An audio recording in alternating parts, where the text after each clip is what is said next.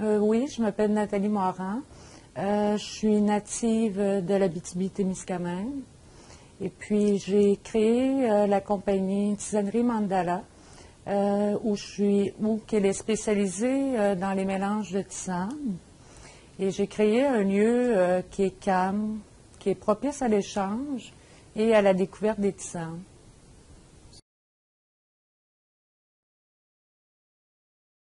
Ça fait longtemps. C'est vraiment un rêve d'enfance. Je viens d'une famille, ma grand-mère avait déjà 5 commerces à l'époque. Et puis, j'ai beaucoup travaillé pour elle dans son commerce. Fait que déjà, elle me montrait comment compter la caisse, on comptait. C'est comme ça que j'ai appris beaucoup mes maths avec ma grand-mère. Et puis, lorsqu'elle a voulu prendre sa retraite et vendre, à l'époque, j'avais environ 15 ans, et déjà, je voulais acheter son entreprise, un de ses restaurants qu'elle avait. Puis, ça a toujours resté, c'est sûr qu'à l'époque, ma grand-mère me disait, j'étais un peu jeune, ça me prendrait l'autorisation de ma mère. Et ma mère voyait que c'était beaucoup de choses pour mon âge.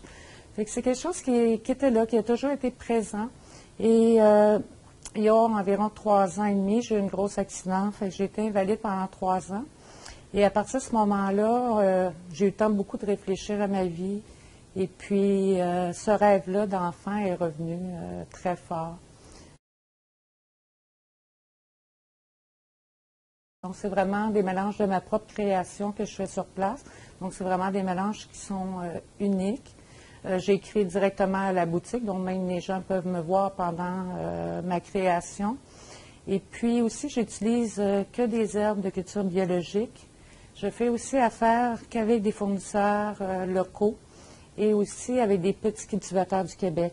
Ce qui fait que ça m'assure aussi des plantes qui sont très fraîches. Quand je fais affaire avec des petits cultivateurs, comme là, j'ai reçu des plantes, ça fait à peine 3 semaines qui ont été cueillies. Fait que c'est vraiment la fraîcheur et le goût qui est là, l'odorat des plantes qu'on va retrouver à la tisanerie.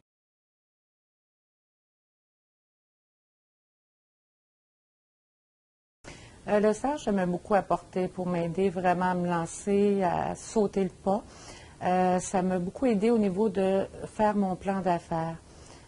Toute l'étude de marché, c'est ça qui m'a vraiment convaincue de le faire. Ça m'a permis de bien cibler ma clientèle, de voir, de mieux répondre à leurs besoins. Même la décoration du commerce a été faite en conséquence de cette clientèle-là.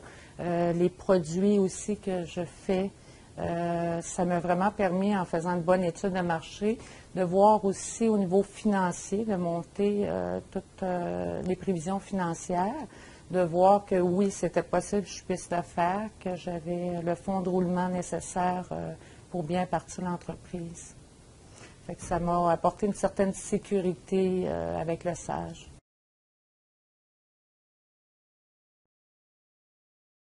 De conseils, je donnerais, ça prend beaucoup de patience. Il faut garder, je pense, toujours l'idée positive parce qu'une entreprise, il y a des hauts, il y a aussi des bas, mais on sait que ça remonte. Ça demande beaucoup de travail, il faut mettre beaucoup d'heures, il ne faut pas les compter, les heures.